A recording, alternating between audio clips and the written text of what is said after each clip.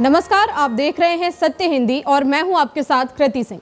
Iran और Israel एक दूसरे के ऊपर मिसाइलें बरसा रहे हैं और दुनिया भर में तेल की कीमतों में तेजी से उछाल आ रहा है। इस तनाव के बीच पिछले 2 दिनों में लगातार तेल की कीमतों में 12% का उछाल आया है।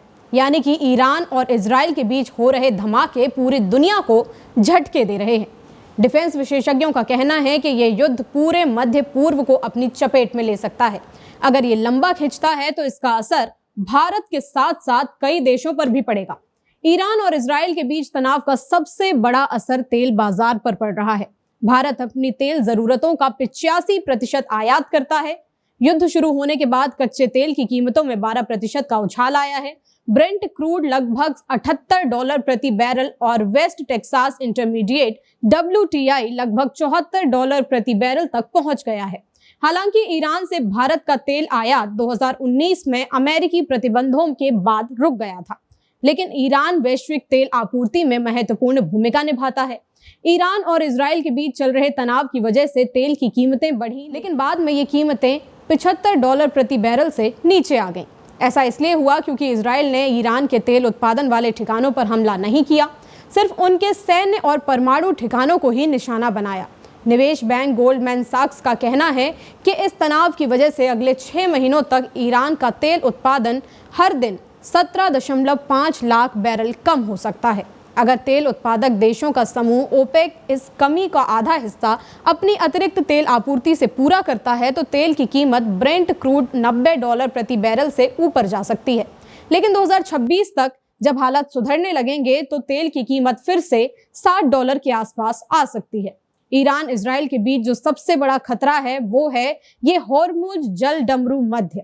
दरअसल ये दुनिया के लिए एक ऐसा रास्ता है जिसके जरिए वैश्विक तेल का 20 से 25% हिस्सा और कतर व यूएई से भारत को आने वाली गैस LNG का परिवहन होता है।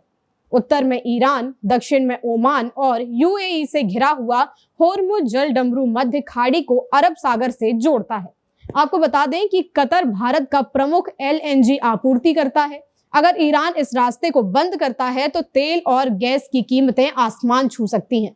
इसका सीधा असर भारत में पेट्रोल, डीजल, गैस और हवाई ईंधन ATF की कीमतों पर पड़ेगा।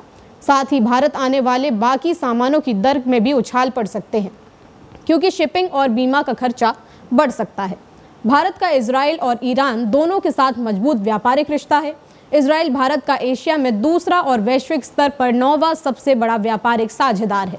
भारत इजराइल को इलेक्ट्रॉनिक मशीनरी, हथियार, चिकित्सा उपकरण, उर्वरक और कीमती पत्थर जैसे चीजें निर्यात करता है।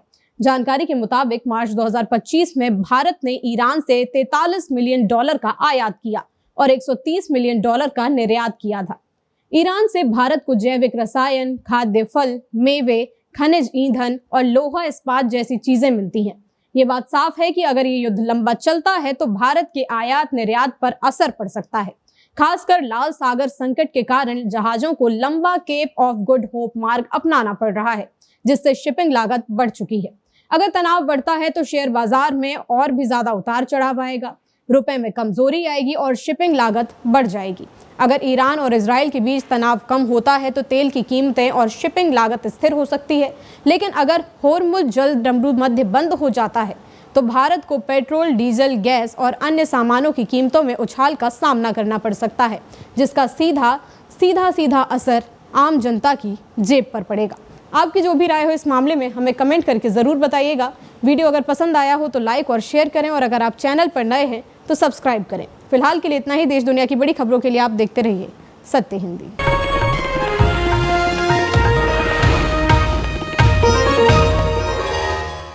Copyright disclaimer under Section 107 of the Copyright Act 1976. Allowance is made for fair use for purposes such as criticism, comment, news reporting, scholarship, and research. Fair use is a use permitted by copyright statute that might otherwise be infringing.